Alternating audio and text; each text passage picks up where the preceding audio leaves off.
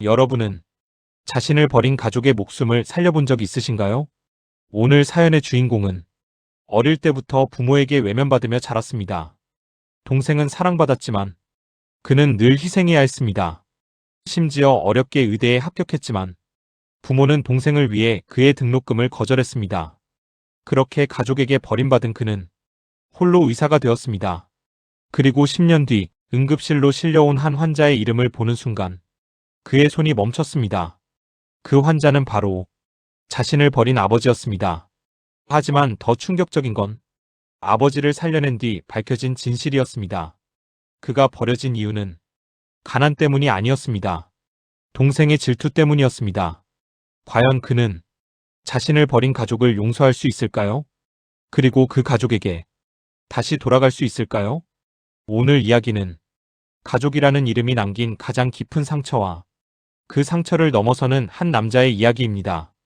끝까지 함께 하시면 진정한 용서가 무엇인지 알게 되실 겁니다.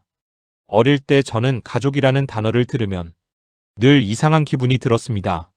학교에서는 가족이 가장 따뜻한 곳이라고 배웠지만 제게 가족은 늘 조심해야 하는 공간이었습니다. 동생이 웃으면 집안 분위기가 좋아졌고 동생이 울면 집안 공기가 얼어붙었습니다. 저는 아주 어릴 때부터 알았습니다. 이 집에서 가장 중요한 사람은 제가 아니라 동생이라는 걸요.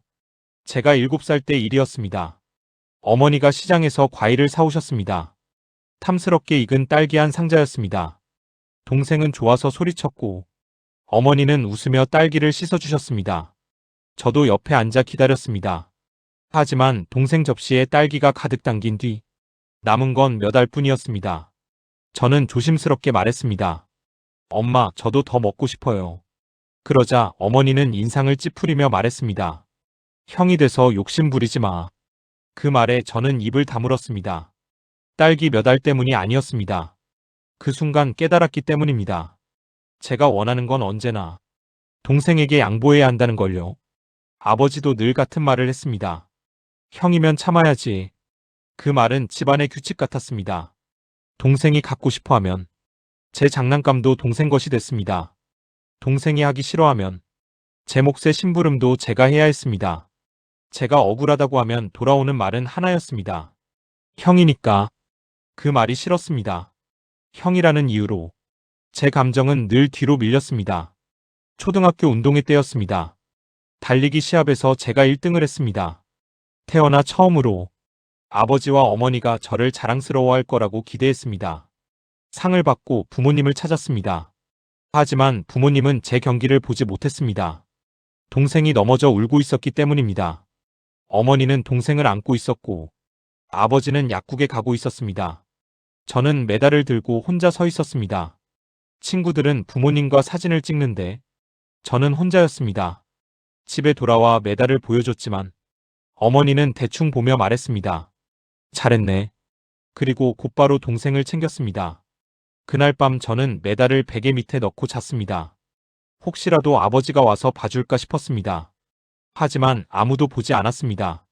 다음 날 아침, 메달은 식탁 구석에 굴러다니고 있었습니다. 저는 그걸 주워 서랍 깊숙이 넣었습니다. 그때 처음 느꼈습니다. 잘해도 소용없다는 걸요. 중학교에 올라가면서 저는 공부에 매달렸습니다.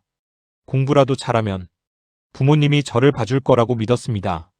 시험에서 전교권에 들었을 때 담임 선생님이 집으로 전화를 했습니다. 아드님이 아주 우수합니다. 그날만큼은 부모님이 웃어줄 거라 기대했습니다. 하지만 아버지는 말했습니다. 그래서 장학금은 나오나? 칭찬보다 먼저 나온 말이 그거였습니다. 저는 작게 대답했습니다. 아직은 아니에요. 그러자 아버지는 무심히 말했습니다. 그럼 더 열심히 해야지. 그게 끝이었습니다. 반면 동생이 반에서 중간만 해도 부모님은 고기를 사주며 칭찬했습니다. 저는 이해할 수 없었습니다. 왜 나는 아무리 해도 부족하고 동생은 조금만 해도 칭찬받는지. 하지만 점점 묻지 않게 됐습니다. 물어도 답이 없다는 걸 알았기 때문입니다. 고등학생이 되자 집안 형편은 더 어려워졌습니다. 아버지 사업이 기울었고 빚이 생겼습니다. 집안은 힘들어졌지만 부모님의 기준은 변하지 않았습니다. 동생 학원비는 계속 나갔고 제 교재비는 아깝다는 말을 들었습니다. 참고서를 사달라고 하면 어머니는 말했습니다. 도서관 가면 되잖아. 하지만 동생이 문제집이 필요하다고 하면 그날 바로 사줬습니다. 저는 새벽 신문 배달을 시작했습니다. 교재비와 급식비를 벌기 위해서였습니다. 겨울 새벽 손이 얼어붙는 날에도 신문 가방을 메고 골목을 뛰었습니다. 학교에서는 졸았고 선생님께 혼나기도 했습니다. 그래도 버텼습니다. 의대에 가겠다는 목표가 있었기 때문입니다. 저는 의사가 되고 싶었습니다. 아픈 사람을 살리는 사람이 되고 싶었던 것도 있지만 솔직히 말하면 인정받고 싶었습니다. 의사가 되면 부모님도 저를 자랑스러워할 거라 믿었습니다. 그래서 죽을 만큼 공부했습니다. 친구들이 놀 때도 공부했고 명절에도 공부했습니다. 그 결과 저는 의대에 합격했습니다. 합격 통지서를 받던 날 손이 떨릴 만큼 기뻤습니다. 드디어 인정받을 수 있다고 믿었습니다. 하지만 집에 돌아간 그날 제 인생은 완전히 달라졌습니다. 아버지는 등록금 이야기를 듣더니 얼굴이 굳었습니다. 어머니는 한숨을 쉬며 말했습니다. 그 돈은 무리다. 저는 믿을 수 없었습니다. 제가 장학금도 받고 아르바이트도 하면 돼요. 하지만 아버지는 냉정했습니다. 동생도 대학 보내야 한다. 저는 울면서 말했습니다. 저도 가족이잖아요. 아버지는 대답했습니다. 현실을 봐라. 그 한마디가 제 꿈보다 무거웠습니다. 며칠 동안 설득했지만 결과는 같았습니다. 결국 저는 혼자 대출을 받고 혼자 등록했습니다. 등록금을 내던 날 기쁘기보다 서러웠습니다. 다른 학생들은 부모와 함께 왔지만 저는 혼자였습니다. 은행 창구 앞에서 서류를 내밀며 손이 떨렸습니다. 그때 느꼈습니다. 아무도 나를 책임져 주지 않는다는 걸요. 하지만 진짜 절망은 그 다음이었습니다. 어머니에게 전화가 와서 동생 학원비가 부족하니 돈을 보내라고 했습니다. 그 순간 저는 무너졌습니다. 제 등록금은 부담스럽다던 부모님이 제게 동생 학원비를 보내라 했습니다. 그때 저는 처음으로 반항했습니다. 왜 항상 저만 희생해야 해요? 그러자 아버지는 차갑게 말했습니다. 싫으면 가족 그만해라. 그 말이 끝이었습니다. 저는 전화기를 붙든 채 한참 울었습니다. 그리고 그날 밤 결심했습니다. 다시는 기대하지 않겠다고. 반드시 혼자 성공하겠다고. 그날 이후 저는 가족 없이 살아가기 시작했습니다. 그리고 그 선택이 10년 뒤 다시 가족과 마주하게 만들 줄은 몰랐습니다. 의사가 된 뒤 저는 병원이 곧 집이었습니다. 전공의 시절에는 하루 3시간도 못 자는 날이 많았고 전문의가 된 뒤에도 삶은 크게 달라지지 않았습니다. 새벽 호출에 뛰어나가고 수술방에서 밤을 새우고 환자 상태를 확인하느라 식사도 거르는 날이 많았습니다. 사람들은 의사가 되면 성공한 인생이라고 말했습니다. 하지만 저는 성공했다고 느끼지 못했습니다. 분명 원하는 자리에 왔지만 마음 한구석은 늘 비어 있었습니다. 병원에서 환자를 살릴 때마다 보람은 있었지만 집으로 돌아가면 아무도 없었습니다. 기쁜 일이 있어도 함께 나눌 사람이 없었고 힘든 날에도 기대어 울 사람이 없었습니다. 저는 스스로 선택한 외로움 속에서 살고 있었습니다. 그럼에도 괜찮다고 생각했습니다. 가족에게 상처받느니 혼자인 편이 낫다고 믿었으니까요. 처음 몇 년은 가족 생각을 하지 않으려 애썼습니다. 휴대폰 번호도 바꿨고 살던 곳도 옮겼습니다. 혹시라도 연락이 올까 두려워 고향 친구들과도 멀어졌습니다. 그렇게 시간이 지나자 정말 가족이 없는 사람처럼 살게 되었습니다. 처음에는 힘들었지만 시간이 지나자 익숙해졌습니다. 저는 환자들의 생명을 살리며 제 존재의 이유를 찾았습니다. 누군가에게 필요한 사람이 되는 것, 그게 제 삶의 의미였습니다. 그래서 더 열심히 일했습니다. 병원에서는 저를 인정했습니다. 김준호 선생은 정말 성실하다. 환자들이 다 좋아한다. 그 말을 들을 때마다 기쁘면서도 씁쓸했습니다. 가족에게 한 번도 듣지 못한 말을 타인에게 듣고 있었으니까요. 어느 날 후배 의사가 제게 물었습니다. 선배는 가족들이 자랑스러워하겠어요. 저는 웃으며 대답했습니다. 가족이 없습니다. 거짓말은 아니었습니다. 법적으로는 가족이었지만 제 마음속에서는 오래전에 끝난 관계였습니다. 그날도 평소와 다르지 않은 야간 당직이었습니다. 응급실은 늘 그렇듯 정신없었습니다. 교통사고 환자가 들어오고, 고열 환자가 들어오고, 술에 취한 환자가 실려왔습니다. 간호사들이 뛰어다니고, 모니터 알람 소리가 끊이지 않았습니다. 저는 익숙한 손놀림으로 환자를 살폈습니다. 그때 응급실 문이 급하게 열렸습니다. 급성 흉통 환자 들어옵니다. 들것 하나가 급히 밀려 들어왔습니다. 저는 차트를 받으며 환자 이름을 확인했습니다. 그리고 그 순간 모든 소리가 멀어지는 것 같았습니다.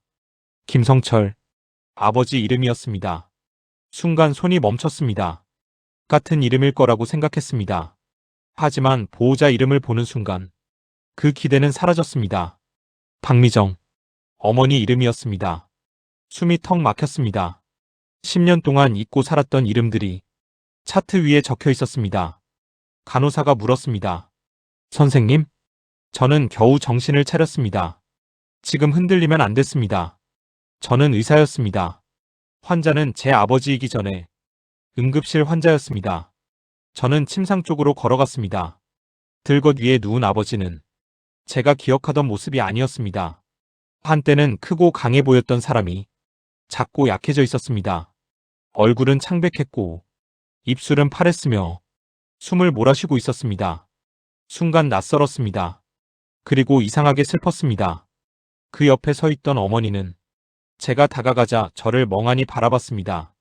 어머니는 처음엔 저를 못 알아봤습니다. 그럴만했습니다. 저는 더 이상 그 집의 초라한 아들이 아니었습니다. 흰 가운을 입고 환자를 살리는 의사가 되어 있었으니까요. 어머니는 제 얼굴을 뚫어지게 바라보다가 입술을 떨며 말했습니다. 준호야? 그 이름을 듣는 순간 가슴이 흔들렸습니다. 10년 만에 듣는 목소리였습니다. 하지만 저는 감정을 눌렀습니다.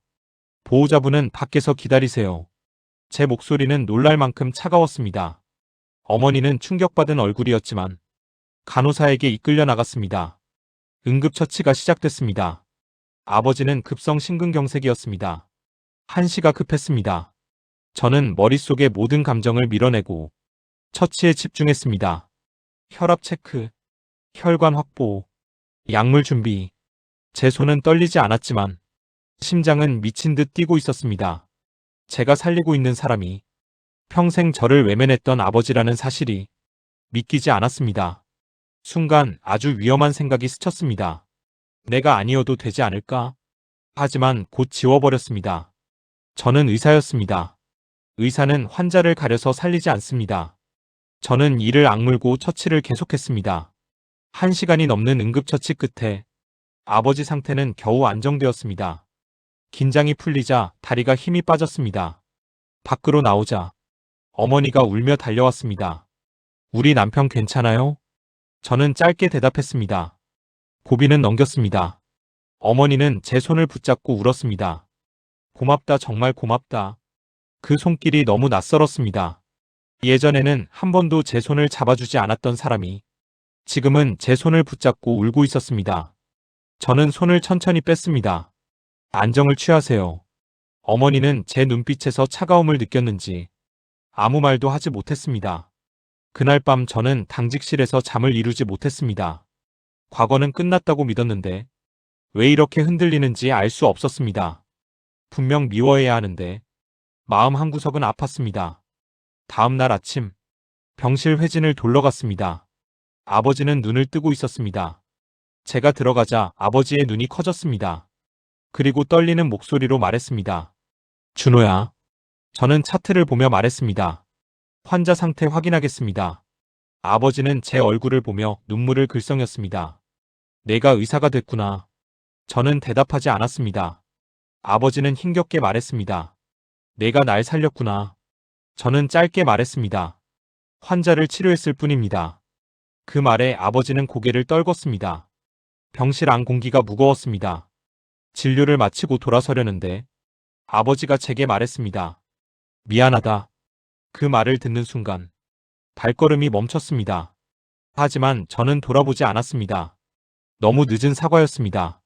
10년 동안 듣지 못했던 말이 이제 와서 무슨 의미가 있을까요? 저는 아무 대답 없이 병실을 나왔습니다. 복도로 나오자 숨이 막혔습니다.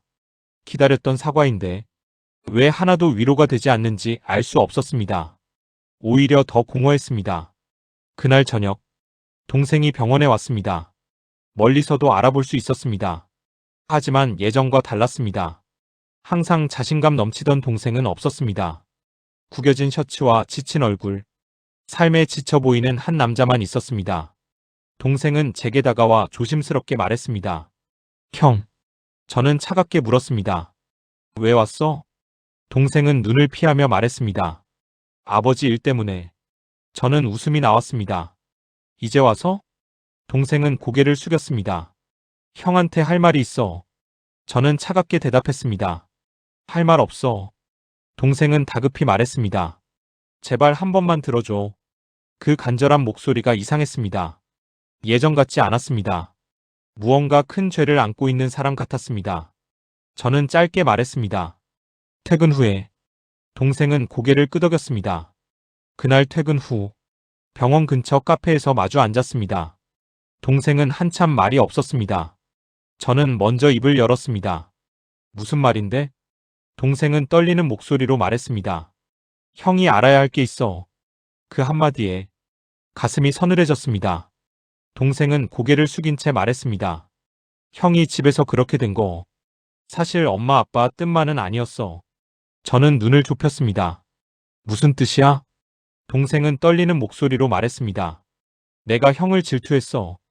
그 말이 곧 제 인생을 뒤흔들 진실의 시작이었습니다. 동생의 입에서 나온 말은 짧았습니다. 내가 형을 질투했어. 하지만 그 한마디가 제 심장을 세게 내려쳤습니다. 저는 순간 아무 말도 하지 못했습니다. 질투? 제가 겪었던 모든 일의 시작이 질투였다는 말입니까? 동생은 고개를 숙인 채 말을 이었습니다. 형은 항상 잘했잖아. 저는 차갑게 되물었습니다. 그래서? 동생은 손을 떨며 물컵을 붙잡았습니다. 엄마 아빠는 늘 나를 챙겼지만 사람들이 칭찬하는 건 형이었어. 저는 말없이 듣고 있었습니다. 동생은 떨리는 목소리로 계속 말했습니다. 친척들도 형 공부 잘한다고 칭찬했고 학교 선생님도 형을 칭찬했어. 난 그게 너무 싫었어. 그 말이 이상하게 가슴을 찔렀습니다. 저는 부모의 사랑을 받지 못한다고 생각했지만 동생은 제 능력을 부러워하고 있었습니다. 동생은 눈물을 참고 말했습니다. 난 엄마 아빠 사랑은 받았지만 형처럼 인정받지는 못한다고 느꼈어. 그 말이 참 아이러니했습니다. 저는 인정받고 싶어서 버텼고 동생은 인정받지 못한다고 느껴 저를 미워했습니다. 서로 다른 결핍이 서로를 망가뜨린 셈이었습니다. 저는 이를 악물고 물었습니다. 그래서 뭘 했는데? 동생은 울먹이며 대답했습니다. 형 의대 붙었을 때 엄마 아빠한테 말했어. 숨이 막혔습니다. 동생은 고개를 들지 못한 채 말했습니다. 형 등록금 대주지 말라고 했어. 순간 귀를 의심했습니다. 제가 가장 힘들었던 순간, 부모가 제 꿈을 외면했던 그 순간 뒤에 동생이 있었다는 겁니다. 저는 믿을 수 없었습니다. 왜? 동생은 울며 말했습니다. 형이 의대 가면 집안 돈도 형한테 가고 엄마 아빠 관심도 형한테 갈까봐. 그 말을 듣는 순간 머릿속이 하얘졌습니다. 제가 평생 부모의 선택이라고 믿었던 일이 동생의 두려움 때문이었다니. 동생은 말을 이었습니다. 엄마 아빠는 처음엔 고민했어. 근데 내가 계속 말했어. 형은 혼자서도 잘할 수 있다고. 순간 과거가 떠올랐습니다. 넌 혼자서도 하잖아.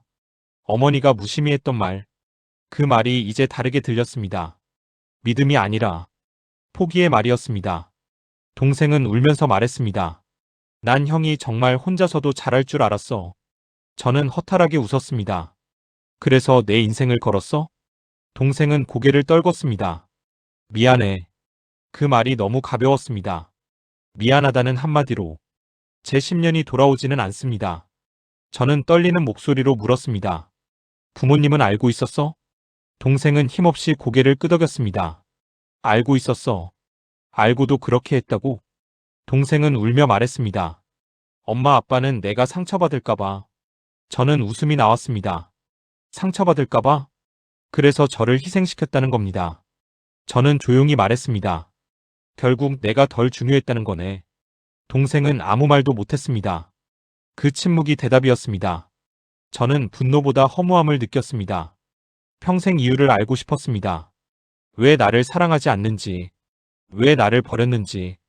그 이유가 대단한 것도 아니었습니다. 그저 더 약한 아이를 감싸려다 다른 아이를 버린 것이었습니다.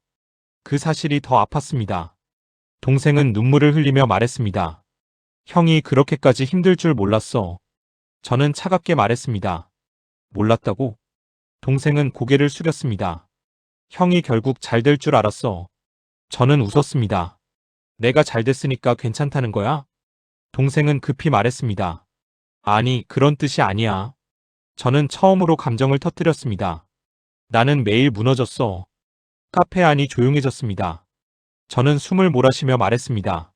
등록금 때문에 울었고, 생활비 때문에 굶었고, 가족이 없어서 죽고 싶던 날도 있었어.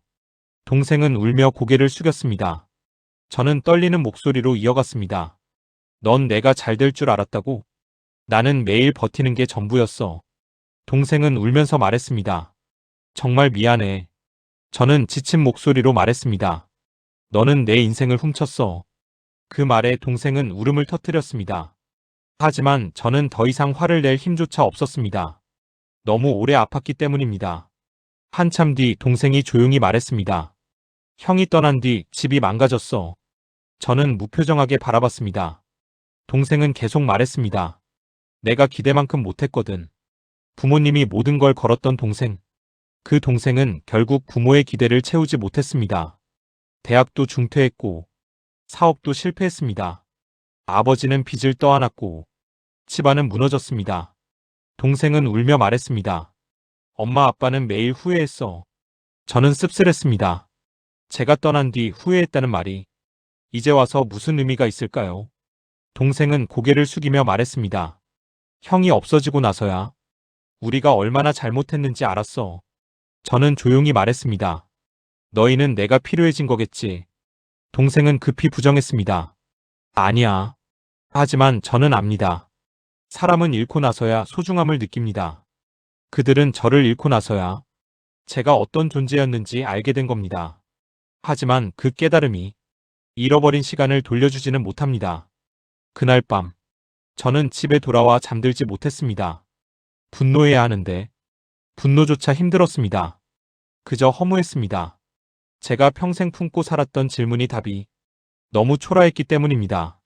왜 나였을까? 그 답은 단순했습니다. 제가 덜 사랑받는 아이였기 때문입니다. 그 사실을 인정하는 것이 가장 아팠습니다. 다음 날 병원에서 어머니를 만났습니다. 어머니는 제 얼굴을 보자마자 울었습니다.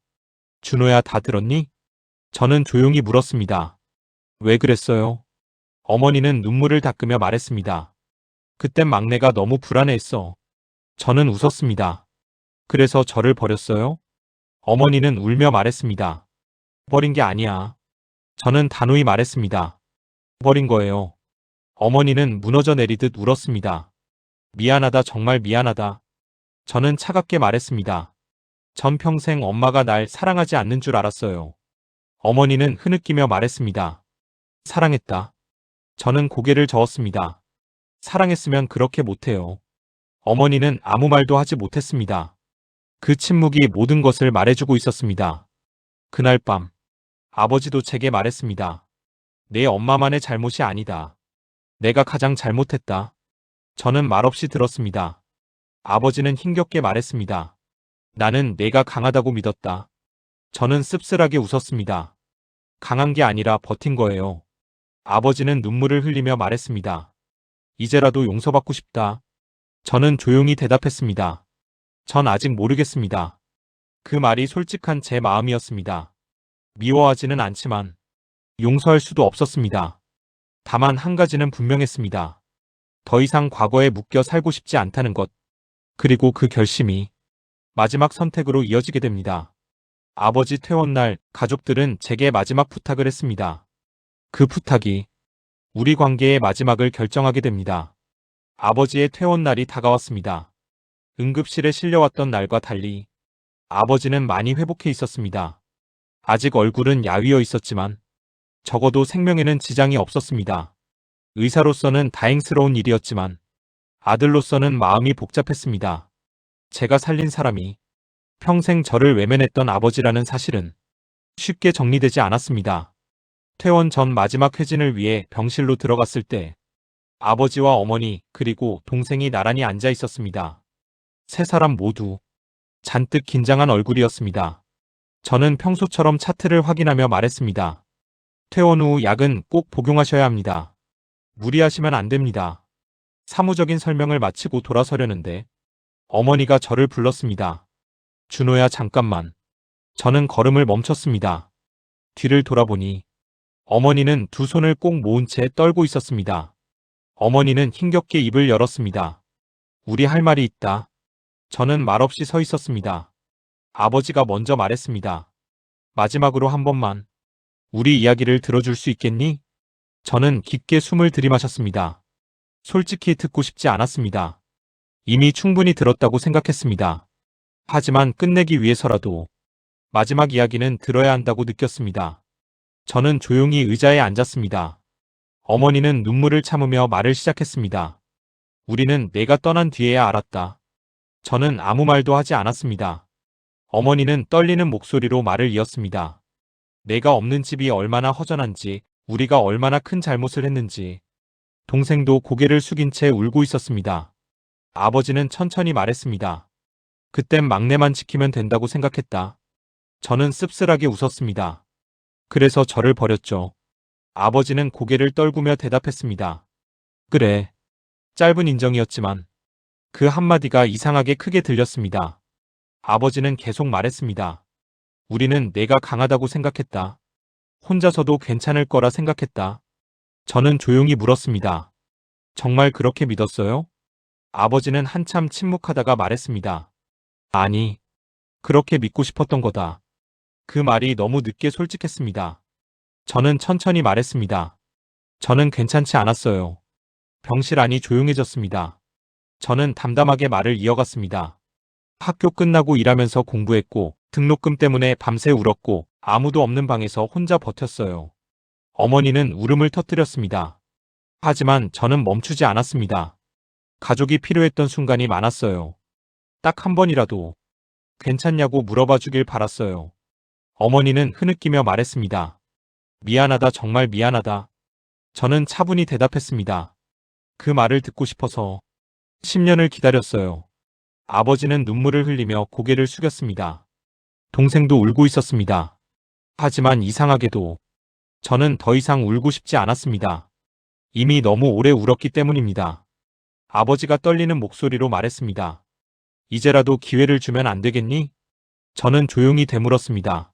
무슨 기회요? 아버지는 힘겹게 말했습니다. 다시 가족이 될 기회. 그 말을 듣는 순간 가슴 한쪽이 아렸습니다.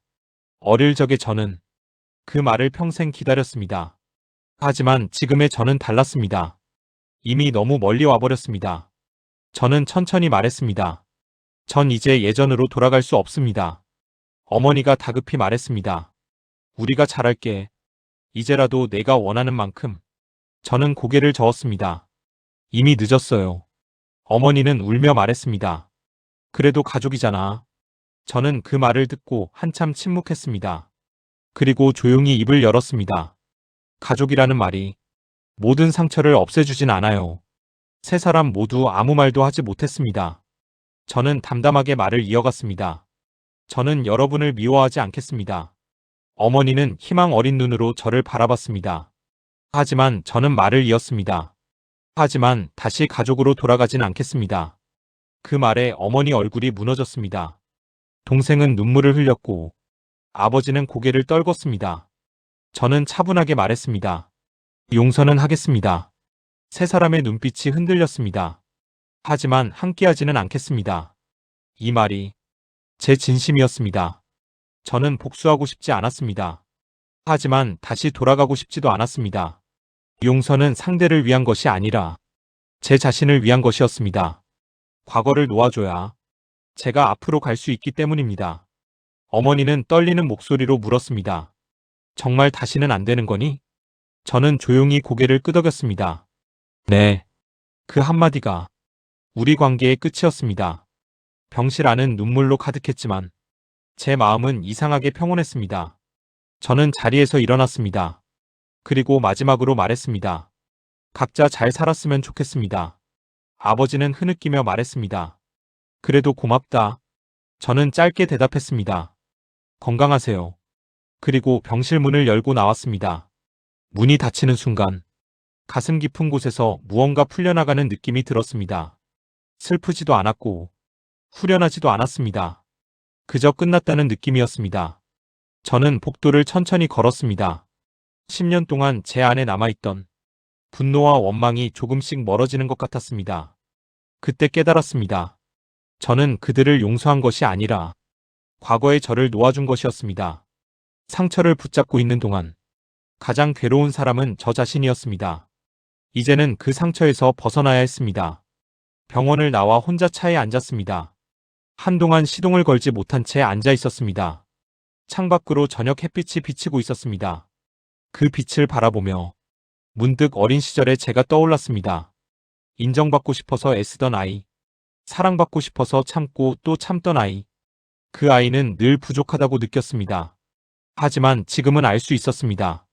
그 아이는 부족했던 것이 아니라 사랑받지 못했던 것뿐이라는 걸요. 그 사실을 깨닫는 순간 눈물이 났습니다. 하지만 그 눈물은 슬픔이 아니었습니다. 오랜 시간을 버텨낸 자신에 대한 위로였습니다. 저는 마음속으로 말했습니다. 정말 잘 버텼다. 그 한마디에 가슴이 먹먹해졌습니다. 그날 이후 저는 가족에게 연락하지 않았습니다. 가족도 더는 연락하지 않았습니다. 서로의 삶은 다시 멀어졌습니다. 하지만 예전과는 달랐습니다. 예전에는 미움 속에서 멀어졌다면 이제는 받아들임 속에서 멀어졌습니다. 그 차이는 컸습니다. 저는 병원 일에 더 집중했습니다. 예전처럼 인정받기 위해서가 아니라 제 삶을 위해 일했습니다. 쉬는 날이면 여행도 다녔고 좋아하는 음악도 들었습니다. 처음으로 누군가에게 인정받기 위해서가 아니라 나를 위해 사는 삶을 살기 시작했습니다. 몇 달 뒤 병원으로 작은 편지 한 통이 도착했습니다. 어머니가 보낸 편지였습니다. 편지에는 이렇게 적혀 있었습니다. 너를 잃고 나서야 우리가 얼마나 어리석었는지 알았다. 이제라도 내가 행복하길 바란다. 짧은 편지였습니다. 저는 한참 편지를 바라보다 조용히 서랍에 넣었습니다. 그리고 다시는 꺼내보지 않았습니다. 미련이 남아서가 아니라 이제는 그것이 필요 없었기 때문입니다. 저는 더 이상 과거의 사랑을 갈구하지 않았습니다. 이미 제 삶을 찾았기 때문입니다. 사람들은 종종 말합니다. 가족이니까 이해해야 한다고, 가족이니까 받아줘야 한다고. 하지만 저는 압니다. 가족이라는 이유로 모든 상처를 감당할 필요는 없습니다. 어떤 관계는 용서해도 거리를 두는 것이 맞습니다. 그건 냉정함이 아닙니다. 자신을 지키는 선택입니다. 저는 가족을 다시 얻지 못했습니다. 하지만 대신 제 자신을 잃지 않았습니다. 그리고 그것이면 충분했습니다. 이제 저는 압니다.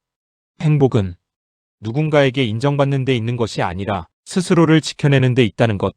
그래서 오늘도 저는 조용히 제 삶을 살아갑니다. 과거를 미워하지도 않고 붙잡지도 않습니다. 그저 지나간 시간으로 둘 뿐입니다. 그리고 마음속으로 어린 시절의 제게 말합니다. 이제는 행복해도 된다.